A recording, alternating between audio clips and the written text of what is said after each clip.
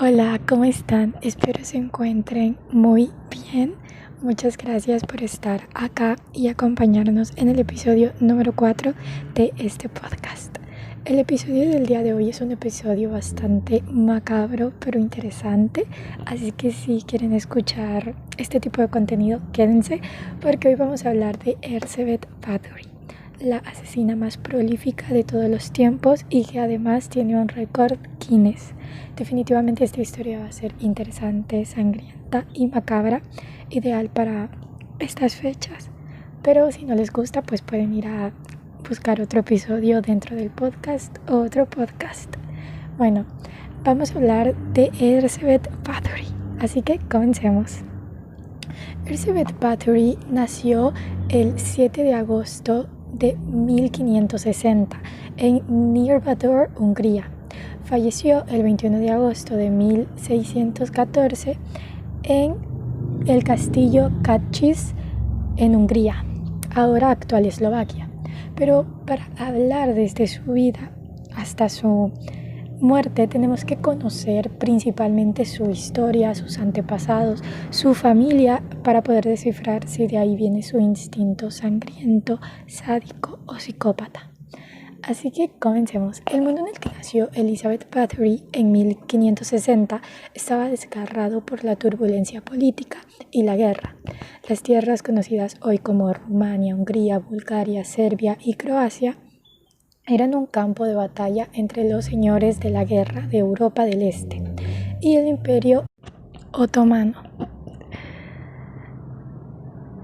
Enormes ejércitos asolaban la frontera militar de Transilvania mientras el rey cristiano y el sultán musulmán jugaban vengativamente con los diversos príncipes balcánicos, como peones en un sucio juego diplomático.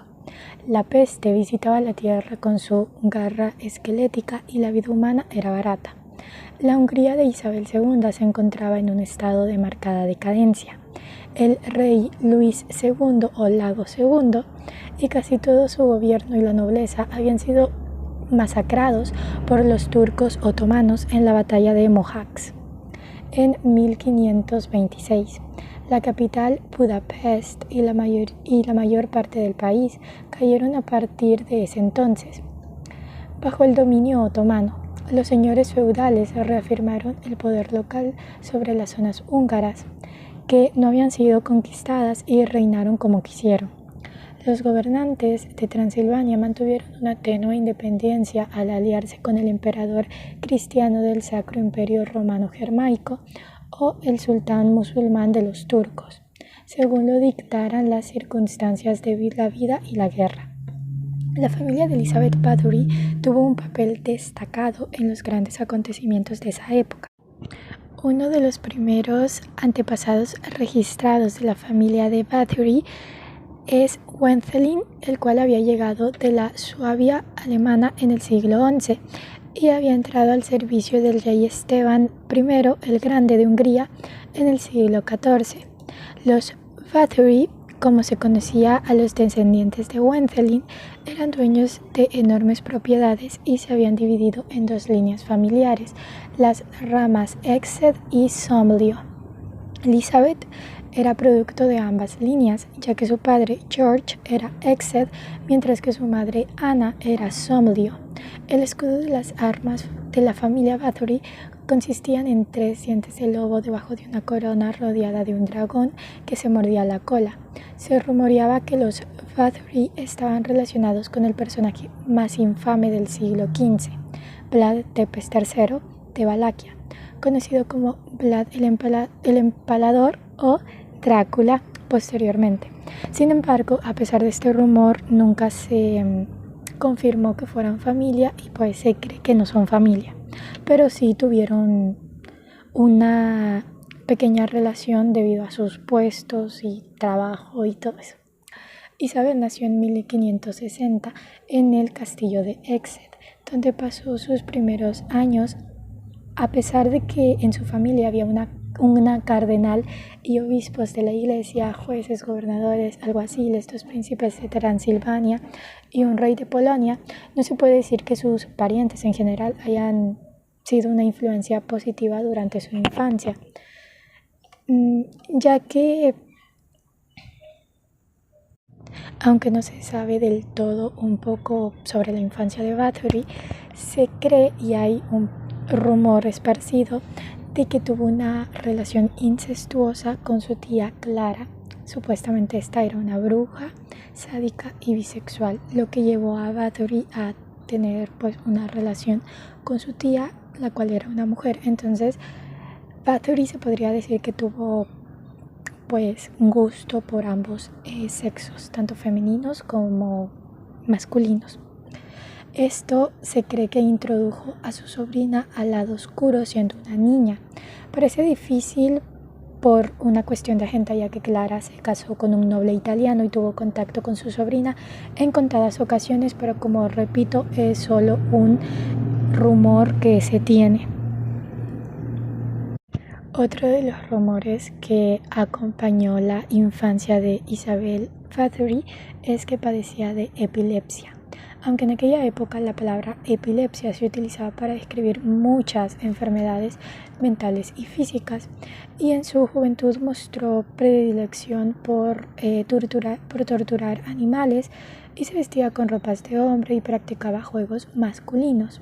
Como era una niña inteligente, tuvo la suerte de recibir clases particulares, de modo que con el tiempo se convertiría en una joven muy culta, versada en húngaro, alemán y latín. En aquella época la educación era un bien escaso incluso entre los nobles. Una de las dudas que se tiene sobre Elizabeth es de dónde surgió su instinto sádico o su macabro espíritu de asesinar gente y de presenciar cosas poco aptas o poco éticas para su edad. Bueno, se cree que sus primeros contactos o intereses sádicos comenzaron con la ejecución de un gitano castigado por vender a su hija a los turcos, a la que Bathory presuntamente asistió durante su infancia. Al parecer, abrieron un caballo en canal, introdujeron en sus tripas la cabeza del gitano y tras coser el animal le azotaron para que corriera, mientras que el pobre hombre a rastras moría asfixiado. Según la leyenda, el placer que la niña sintió al verle agonizar fue una semilla diabólica que se materializaría años después. Y por eso es que pues de acá se cree que salió su instinto de posteriormente asesinar gente y sentirse bien mientras lo hacía. En 1571, a los 11 años, se comprometió con el conde Ferenc Nadasti, que tenía tan solo 16 años. El padre de Ferenc, Tomás, había obtenido el título de príncipe palatino y por lo tanto estaba facultado para actuar en Hungría como virrey o gobernador especial en nombre del emperador del Sacro Imperio Romano Germánico. Se trataba en efecto de una alianza entre dos familias húngaras muy poderosas y ricas, que además eran protestantes en una época de reforma religiosa, cuando católicos y protestantes estaban enzarzados en luchas políticas e incluso militares entre sí. ¿Cómo fue su boda? Bueno, la boda entre Elizabeth Bathory y Nadasti fue una boda bastante lujosa y grande, ya que la fiesta comenzó en mayo de 1574 y fue un lujoso evento de 3 días que contó con 4.500 invitados. La novia estaba a punto de cumplir los 15 años y el novio tenía 20. Como regalo de bodas, Ferenc entregó a su flamante esposa el castillo lujoso de Sechte. La ley establecía complicadas condiciones para que las mujeres heredasen propiedades o tierras que pasaban directamente del padre al hijo varón. Obsequiándola con un castillo, según la costumbre, el marido aseguraba un inmueble para su esposa de por vida. A pesar de su compromiso matrimonial, Isabel se entregó a juegos amorosos con un muchacho campesino local. A los 14 años estaba embarazada. Alarmada por la posibilidad de un escándalo, su madre se llevó a Isabel a un lejano castillo de Transilvania, donde nació una niña. A la mujer que accedió a hacerse cargo del bebé no deseado se le otorgó dinero y se le exilió a Valaquia durante toda la vida de Isabel. Y pues no se sabe más información sobre la bebé ni sobre la mujer que la acogió, que se hizo cargo de la niña. Varios meses después, en 1565, la condesa Isabel y el conde Ferenc se casaron en el castillo de verano en una de las bodas de alta sociedad más impresionantes y ostentosas del siglo. Asistieron Maximiliano II de Habsburgo, emperador del Sacro Imperio Romano Germánico, y otras distinguidas luminarias. A pesar de la fama de los Nadasti, Isabel insistió en mantener su propio nombre, porque los Bathory pertenecían a un linaje más notable y antiguo. Ferenc, sin embargo, era una estrella en ascenso, y de hecho Ferenc más tarde adoptó el apellido Bathory porque era un apellido que le daba más poder y era un apellido más relevante, ya que los Nadasti apenas estaban surgiendo, por decirlo así, en el mundo de las personas cultas, de esta sociedad de reyes y poder político. Así que se puede decir que adoptó el apellido Bathory por beneficios. En palabras del autor Gabriel Ronay, durante los años siguientes, Nadasti se convirtió en el general más joven en comandar las defensas de las fortalezas fronterizas del suroeste de Hungría y obtuvo el título de maestro de la caballería del emperador. En 1600, el conde Nadasti fue nombrado comandante en jefe de las fuerzas cristianas en Transdanubia, lo que lo convirtió en la persona más poderosa del país. Entre 1575 y 1603, Ferenc se dirigió a la guerra contra los turcos, visitando a su esposa solo en ocasiones. Durante los lapsos de la lucha, al principio Isabel se quedó con la sede de Nadasti en el castillo de Savar, donde supervisaba la caza y disciplinaba a los sirvientes de formas cada vez más creativas. Isabel golpeaba a sus sirvientas con un garrote, les clavaba agujas en varias partes de su anatomía y arrojaba a las mujeres jóvenes desnudas a la nieve y les arrojaba agua encima hasta que morían congeladas. Este último acto de barbarie fue inmortalizado por el artista húngaro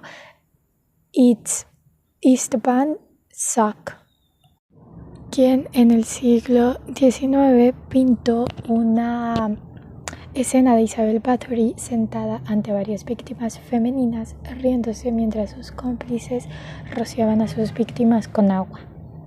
La pintura se encuentra en los archivos estatales húngaros.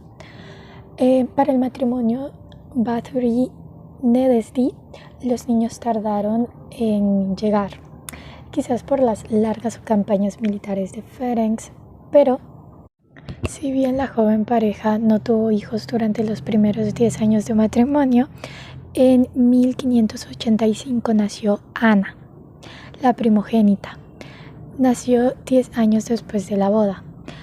La condesa necesitaba reincorporarse rápidamente a la gestión de las explotaciones familiares debido a la ausencia de su marido. Contrató a una corpulenta ama de cría llamada Iona Yu para alimentarla. Yu crió a los otros dos hijos de la condesa, Katalin y Paul, y se convirtió en una de las personas de máxima confianza de Elizabeth, tal vez también en guardiana de sus secretos más oscuros y en su brazo ejecutor. Aparte de Ana, nacieron dos hijas más, Úrsula y Catalina. Y finalmente en 1598 tuvieron un hijo llamado Paul, que es del que ya anteriormente hablamos, al que amamantaba Iona. Según el autor William Seabrook, que cita una carta que se conserva escrita por Elizabeth a Ferenc, Elizabeth habría recurrido a la magia para inducir a la fertilidad. Mientras su marido seguía en la guerra, ella se aburría siempre de forma tremenda. Había constituido una corte de degenerados y ociosos con los que iba de castillo en castillo. Su crisis de erotismo sádico eran saciadas con jóvenes enloquecidas de dolor por los alfileres que le habían clavado bajo las uñas o cuando en su frenética pasión les quemaba a ellas mismas el genital con un cirio. Inclemente e insaciable, sus últimas palabras antes de hundirse en el síncope final eran siempre las mismas: más fuerte, más fuerte, más fuerte. Y en ese registro de la descripción especular, sumamente poético subjetivismo, Penrose se permitía también incurrir en la astrología. La luna, mal influida por Marte y en nefasta fase con Mercurio, es el origen del sangriento sadismo, y ello en algún signo cruel como el Escorpión sin duda. La belleza puesta en jaque por la edad es una maniobra que el tiempo ha hecho a lo largo de la historia. Hay dos momentos en la vida de la condesa Bathory que quebraron o son dos momentos quiebre de su historia. Uno ocurrió cuando volvía de sus cabalgatas con un amante. Vio a una muy arrugada vieja al borde del castillo y se echó a reír. Luego le preguntó a su pareja ocasional: ¿qué diría si te obligara a besar a esa vieja? La mujer escuchó y volvió su mirada y pronunció las siguientes palabras: Condesa, dentro de poco estarás como yo. Cuenta Penrose que esa tarde Elizabeth había regresado del castillo, estremecida. Resulta alejar cualquier precio, fealdad y vejez. El segundo momento quiebre es una escena ya clásica en su historia. Una sirvienta le estaba peinando su cabello y estos se enredaron en el peine, provocándole un fuerte tirón. Golpeó al azar el rostro de aquella desmañanada. Inmediatamente brotó la sangre y salpicó a la condesa en el brazo.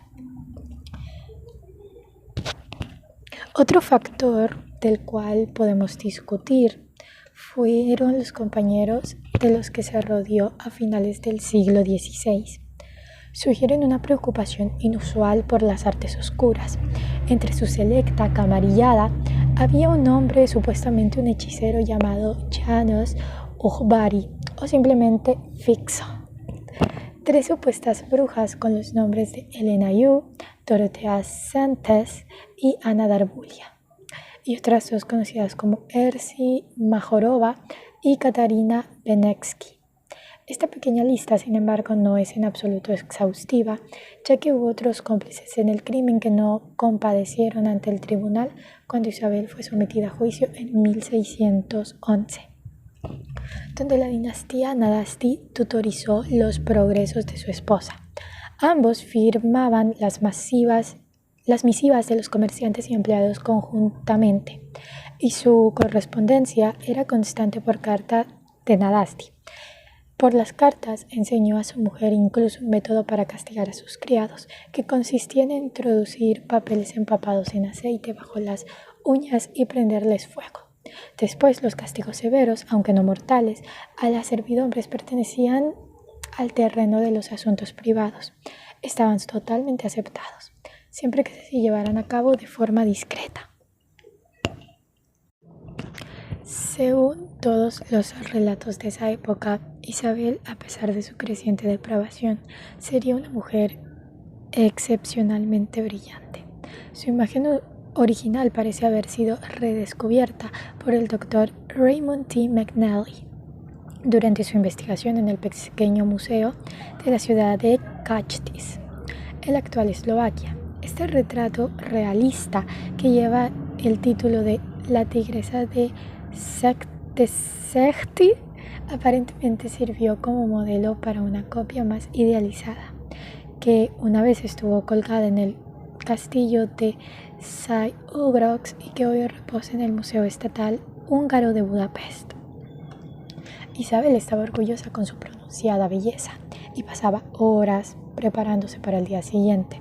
Con el paso de los años se volvió decididamente narcisista y pobre de la doncella que no consiguiera complacer los gustos de su señora, ya que sería desnudada y torturada por Elizabeth y sus compañeros de tortura.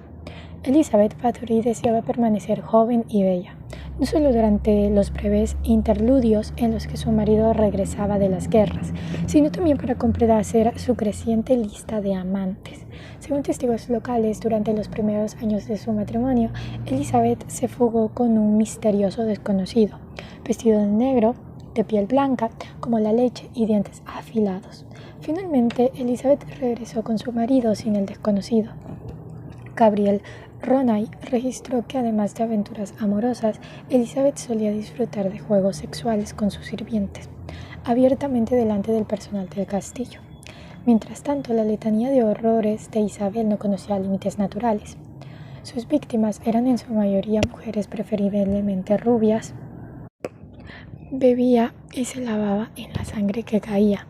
Por el contrario, la fuente roja de vida era atrapada en un abrevadero y transportada a su baño, que comenzó a tomar como un ritual a las 4 de la mañana. Otro dispositivo llamado Iron Maiden fue una gran hazaña. La Iron Maiden tenía la forma de un ataúd con una cara esculpida y púas en el interior en puntos cuidadosamente seleccionados. El modelo particular de Elizabeth, que había sido fabricado especialmente para ella por un relojero alemán, venía repleto de pelo rubio. En ese caso se colocaba a una víctima dentro, se cerraba la puerta tan lentamente como Elizabeth deseara y el río de sangre resultante se recogía en una palangana, se calentaba y luego se vertía en el baño de Elizabeth. En diciembre de 1603, Ferenc regresó enfermo del frente. Consciente de que se acercaba su fin, el Caballero Negro escribió una carta a su amigo Giorgi Turso, compañero en su etapa en la corte, y le encomendó que cuidara a su viuda y a sus hijos. Ferenc falleció el 4 de enero de 1604 a los 47 años. Isabel al fin pudo expulsar de su casa a la suegra a la que odiaba. Cuando sus hijos ya eran adultos, Isabel también pudo intensificar el ritmo de su actividad. Sin embargo, a medida que aumentaba el número de víctimas, comenzaron a extenderse rumores de sucesos diabólicos. Los rumores sobre las muertes de las jóvenes en el entorno de Bathory comenzaron hacia 1602, pero se hicieron habituales después del fallecimiento de Ferenc. Las altas tasas de mortalidad en Sexte, donde la condesa se trasladó tras la muerte de su marido, eran difíciles de explicar. Numerosas costureras, cocineras y criadas de no más de 10 años nunca regresaron a sus casas. Muchos campesinos que no tenían especiales razones para confiar en la justicia optaron por la prevención y negaron a enviar a sus hijas a trabajar en el castillo. Sexty volvió a llenarse de jóvenes en 1609. Al menos por un tiempo, Bathory abrió un gineceo, un internado donde las hijas de la nobleza menor podrían aprender etiqueta y los usos necesarios para desenvolverse en la corte vienesa. Sus padres ignoraban que las estaban enviando a un infierno. Cada 3 semanas, una de las estudiantes de Bathory fallecía. La condesa anunció a sus familias que había sido por una enfermedad. Cuando éstas insistieron en recuperar los cuerpos para darle sepultura y le pidieron más explicaciones, Elizabeth cambió su versión e indicó que una de las chicas había matado a las otras para robar sus joyas y después se había suicidado, pero tampoco entonces entregó a las familias un cadáver para llorar. Al principio de 1610, el párroco de Sexty, Janos Ponikenux, se las arregló para llegar a una carta al rey. El abrumado capellán revelaba en aquellas cartas que había encontrado los cadáveres de 9 chicas, criadas, jóvenes o nobles, en las catacumbas que conectaban a la capilla del castillo. Todos los cuerpos presenciaban signos de haber sufrido dentelladas y mutilaciones y de haber sido torturados de diversas maneras. Es posible que Bathory se sintiera intocable si no intervino en los crímenes y los torturadores fueron sirvientes. Quizás pensó que el asunto no le incumbía en cualquier caso. El rey había ignorado los rumores sobre las muertes de las sirvientas. Pero cuando las quejas emanaron de los nobles y se dio una denuncia explícita de la Iglesia, se vio obligado a intervenir. Matías encargó una investigación a su nuevo conde palatino, que no era otro que Giorgi D'Urso, el amigo a quien Nadasti encomendó la custodia de su viuda y sus hijos. Con la ayuda de varias propiedades ancestrales, incluidos los impresionantes castillos de Exed, Sarvar, Kachtis y Bekoy, así como una casa de Viena, Isabel pudo cambiar sus operaciones y establecer cámaras de tortura a su voluntad.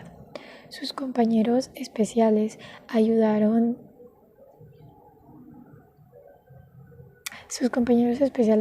a establecer una amplia red de individuos que a cambio de dinero y favores encontraban nuevas víctimas para la condesa de sangre.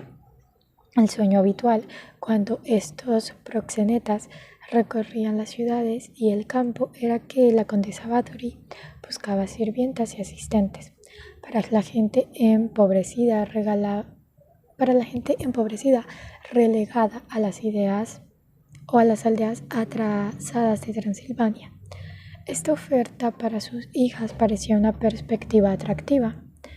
Embeletonada por su éxito en la adquisición y eliminación de grandes cantidades de seres humanos y desesperada por combatir los efectos del envejecimiento, Elizabeth comenzó a correr riesgos uno tras otro.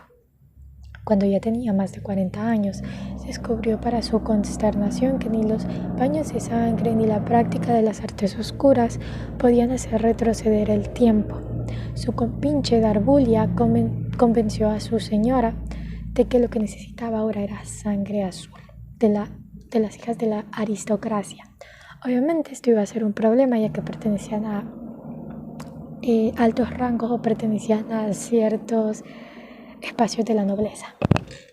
Su indiscreción y su disposición a torturar y matar a miembros de la nobleza resultaron ser su perdición, ya que la aristocracia tenía voz en los altos asuntos del Estado. Gran parte de la supervivencia de Elizabeth se debió al hecho de que sus víctimas anteriores habían sido campesinos o pertenecían a familias de campesinos que no tenían ni voz ni voto en el gobierno. Las reclamaciones de los campesinos e incluso las quejas de funcionarios menores de la Iglesia contra los poderosos Bathory difícilmente habrían sido aceptadas en un tribunal de justicia. De hecho, tales reclamaciones habían sido en vano. Embeletonada por su éxito en la adquisición y eliminación de grandes cantidades de seres humanos y desesperada por combatir los efectos del envejecimiento, Elizabeth comenzó a correr riesgos uno tras otro. Finalmente, en 1610, el rey Matías II de Hungría, hermano del emperador sacro del Imperio Romano Germánico, ordenó el entonces príncipe palestino, el conde Jorge D'Urso, que estableciera un tribunal de la investigación sobre las acusaciones contra Isabel Bathory. Como Matías era católico y romano, mientras que los Bathory y el conde D'Urso eran protestantes, la situación era delicada. Además, D'Urso era vecino de Isabel y tuvo que jugar con cuidado con el primo de esta, el primo Gabor Bathory de Transilvania. Matías probablemente actuó porque las historias que le habían llegado habían adquirido proposiciones monstruosas y esencialmente inevitables. Sin embargo, puede haber habido una consternación adicional basada en una sólida economía.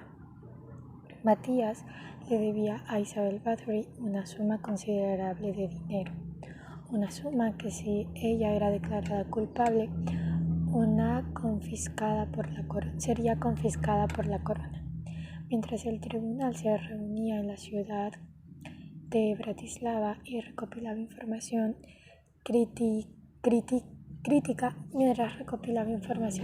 de cientos de testigos durante todo el otoño, Turso se convenció de lo que casi con toda seguridad debía haber sospechado, e incluso, ya que efectivamente existían pruebas considerables contra Elizabeth, condujo a un grupo a su residencia del castillo en Cachis. La tarde del 29 de diciembre de 1610, para ponerla bajo arresto domiciliario, comenzó a descubrir hechos concretos. En el interior se encontraron 3 de sus víctimas recientes y una cámara de tortura especial.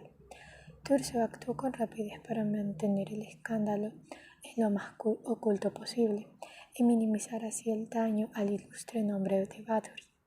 Además, trabajó con determinación para evitar la confiscación de las tierras de Báthory por parte del rey, su esfuerzo por el que esperaba ser compensado por la apreciada familia. Los rápidos juicios espectáculo celebrados en la ciudad de Picta el 2 y 7 de enero de 1611 produjeron una serie de testigos, incluidos 4 de los principales compañeros de Elizabeth, que habían sido capturados con ella durante la incursión de Turso. Isabel misma no estuvo presente en los juicios, pero estuvo bajo custodia en el castillo de Cachis.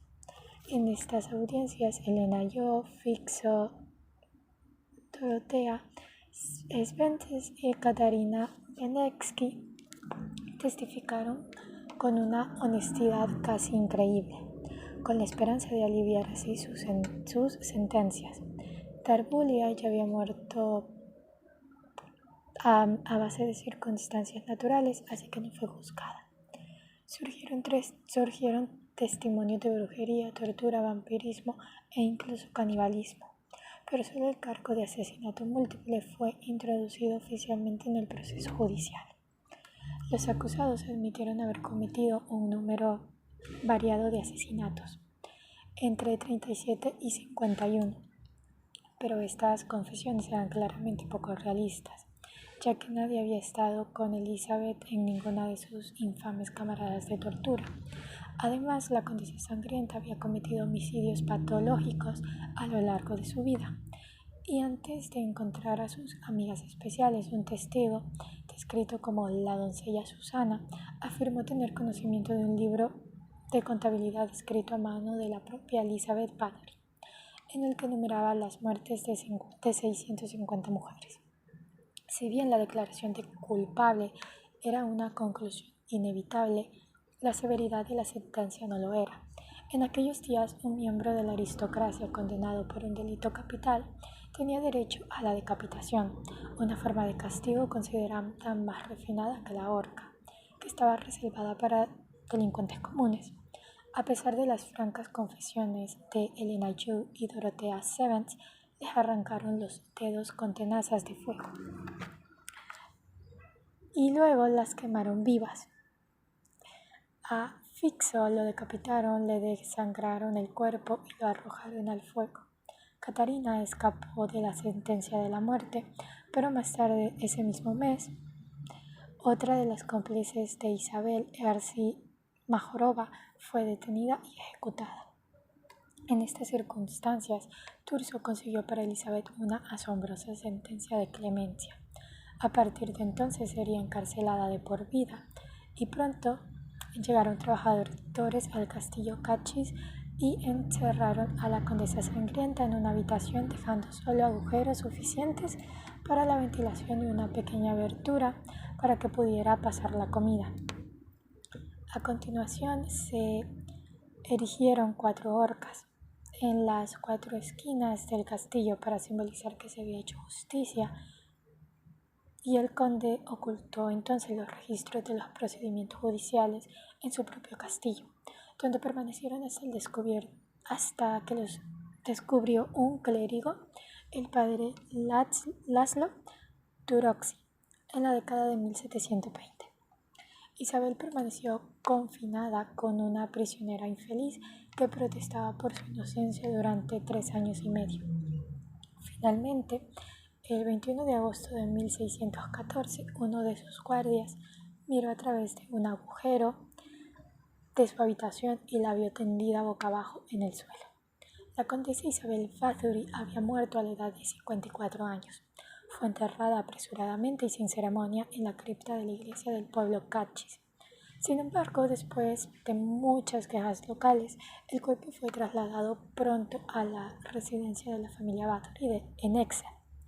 Un historiador húngaro contemporáneo, István Krapinski, registró que había muerto de repente y sin crucifijo y sin luz. Estos actos tan atroces hicieron que, para sorpresa de muchos, apareciera en el libro de Guinness World Records, es decir, en los récords Guinness, donde cuenta con un récord por ser la asesina más prolífica del mundo. Y cito: la asesina más prolífica del mundo occidental fue Elizabeth Bathory, fue la cual practicó el vampirismo con niñas y mujeres jóvenes. Se dice que mató a más de 600 vírgenes para poder beber su sangre y bañarse en ella, supuestamente para preservar su juventud. Era sobrina de Esteban Bathory, jefe de una eminencia familiar húngara y príncipe de Transilvania, que se convirtió en rey de Polonia en 1575. Casada con el conde Nadasdy, vivía en el castillo Kachis en los Cárpatos, en la actual Eslovaquia. Cuando se descubrió su carrera asesina, la condesa fue emparedada en su castillo desde 1610 hasta su muerte en 1614. Mito o realidad. En la década de los 80 se comenzó a cuestionar el relato de que se trataba de una sanguinaria condesa. Y fue en 1982 cuando el archivero eslovaco Josef Košič entregó nuevas aristas a la historia de Elizabeth Bathory, un relato que ha sido ampliamente respaldado por los investigadores. La condesa Bathory, que inspiró a pasajes del libro Drácula de Bram Stoker, ha dado nombre a un grupo de heavy metal, figura en el récord Guinness como la mayor asesina en serie de la historia, pero el número de niñas y mujeres que murieron a manos suyas es un enigma. Nunca se sabrá con certeza cuántas fueron exactamente las víctimas y solo Dios lleva la cuenta de todos sus crímenes, declaró un antiguo sirviente suyo durante la investigación. Otro testigo llamado Susana declaró haber visto escrita la cifra de 650 víctimas en un libro registrado. Sin embargo, este libro nunca apareció. Sobre el papel, el juez acabó imputando a 4 de los sirvientes de Bathory por 80 cargos de asesinato. El juicio dejaba al descubierto una red perfectamente organizada. János Ujbari Fixo, apodado El Enano, confesó que se había encargado de reclutar víctimas por los pueblos colindres mediante la atractiva oferta de trabajar en el castillo. Al ser solo un adolescente, durante el proceso la justicia hizo la condenación de decapitarlo antes de que su cuerpo fuera arrojado al fuego.